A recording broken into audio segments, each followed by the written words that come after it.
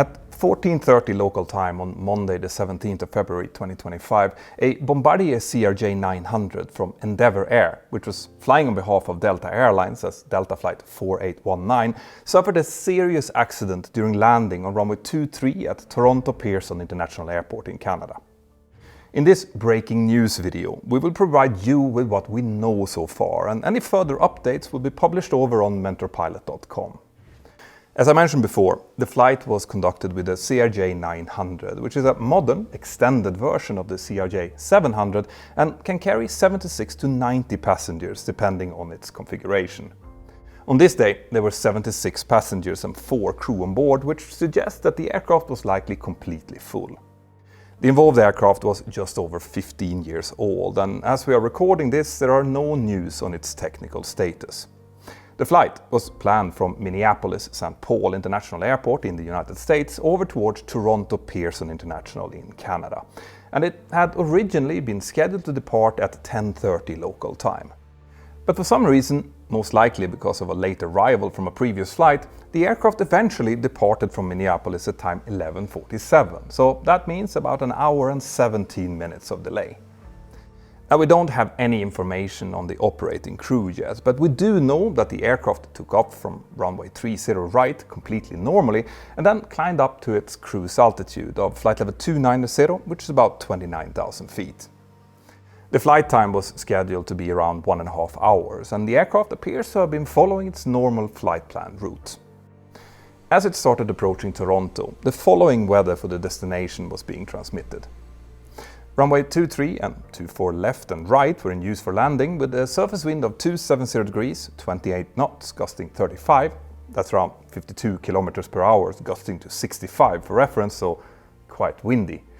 The visibility was 6 statute miles with blowing snow, broken clouds at 3,400 feet and a temperature of minus 19 degrees Celsius. The runway condition was given as 5 on all thirds of the runway, and that's on a scale from 1 to 6, meaning that the braking action, as in how effective the brakes could be expected to be, was reasonably good. The runway was also covered with around 10% of compacted snow and a further 25% with 1/8 of an inch of dry snow, and it had been treated with chemicals in order to keep the braking action up.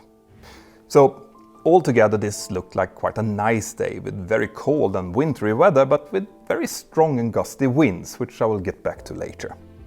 The aircraft eventually started its approach towards runway 23, and from what we can see from all of the various videos posted on social media, it looks like the approach was flown in a reasonably stabilized way, where it eventually touched down at 2:13 local time. Now, whilst the initial approach seems to have been stabilized, it looks like something happened during the very last part, where instead of the normal flare, it touched down very hard and with the right wing slightly low. Now, the CRJ-900 is equipped with rear-mounted engines, which means that the wings are fitted closer to the ground than, for example, on a Boeing 737 or an Airbus A320. This means that it doesn't need a very high and big landing gear, which saves weight, but it also means a slightly lower ground clearance. In any case, the various social media posts seems to show that immediately after the touchdown, the right wing then made contact with the ground, and the force of that likely caused the right wing to completely separate from the aircraft and then roll the aircraft over onto its back. Around this time, the left wing also got severely damaged, together with the loss of the entire tail section. Now, obviously, it's impossible to get much details from these videos. We will have to wait for the full investigation to tell us exactly in what sequence this all happened, but what I can say is that it was likely very lucky that large portions of the wings separated early here. Because in the videos, we can see a huge fireball erupting around the time that the right wing was torn off. When that wing disappeared, the fuel tanks inside likely also ruptured and immediately spilled most of its contents out into the inferno of sparks created by the tumbling jet, causing it to ignite. But just towards the end of that catastrophic trajectory, we can also see how the fireball suddenly stopped following the general direction of the aircraft, where instead a cloud of white, likely snow, continued forward for another considerable distance. It is possible that most of the fire stayed further behind, where the right wing had separated and most of the fuel had therefore leaked out, and that this saved the rest of the aircraft, which eventually came to a complete stop upside down.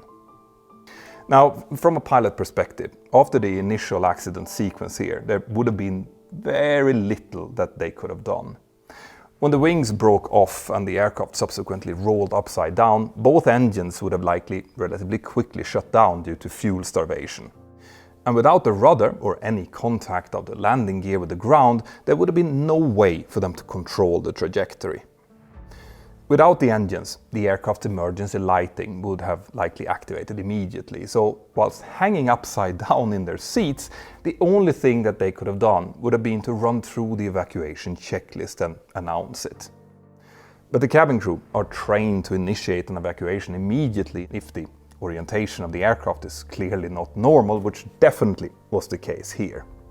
Now, as we are recording this, all 76 passengers and 4 crew were evacuated and have survived. But the latest reports also say that 15 people have been injured, with 3 of them in critical condition. So my team and I are really hoping that they will be okay. The Canadian authorities have already initiated an accident investigation in accordance with the ICAO Annex 13. So we will hopefully get an interim report within a few months, and then the full report in about 1 to 2 years from now. But what areas is it most likely that the investigators will be looking into here? Well, those of you who have been following my videos for a while know that I never speculate on the causes before the professionals have been allowed to do their job. But seeing these videos, it's obvious that some type of disturbance caused the aircraft to start banking towards the right just seconds before the impact. In a normal landing, during the last 30 feet or so, we pilots do something known as a flare, where we start to gently arrest the descent rate from the normal 750 feet per minute or so, which we keep during the approach, down to only around 200 feet per minute or less for the landing. Now, during this landing, there doesn't seem to have been much of a flare at all, and there can be several different reasons for that. One of them is a sudden change of wind, which could cause the indicated airspeed of the aircraft to all of a sudden drop, and gusts like that could even cause a temporary downdraft, which could lead to a similar scenario as the one that we've seen in these videos. The wind was, like I mentioned before, reported as very gusty, and it was also coming from an angle slightly to the right of the runway. And that meant that the pilots would have been flying the approach with a slight crab angle into the wind in order to maintain the runway centerline. Now, that crab then had to be removed during the flare in order to align the aircraft nose with the runway, and the complexity of doing that, especially together with a sudden strong gust, could potentially cause some issues. You see, when you're inputting rudder to the left in order to align the aircraft, this will cause slightly more lift to be created on the right wing, which will need to be counteracted with right aileron. And if that happens together with a strong gust, that could cause the wing to drop. Now, Ben, my new co-presenter and one of my best friends, will be explaining loads of things like this in a new episode that we are working on right now, so I hope that you will really find that interesting.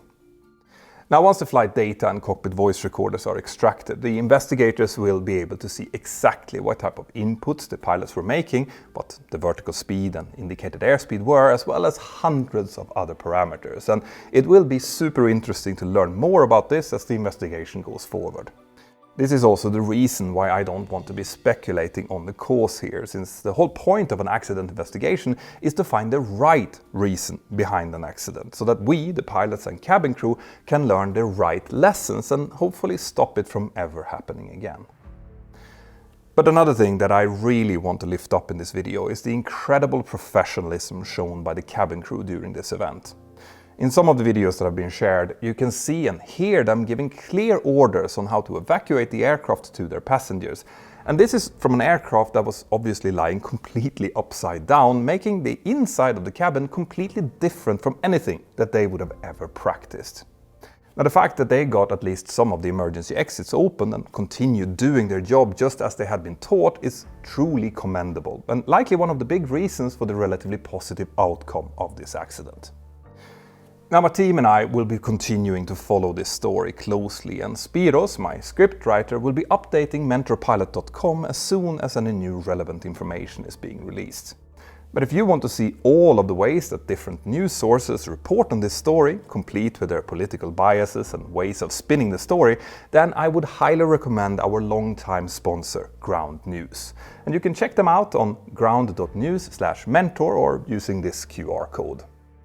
If you want to see a full documentary about a different accident that happened in snowy conditions, then watch this video next from my other channel, Mentor Pilot. And don't forget to like and subscribe to this video if you like these type of updates.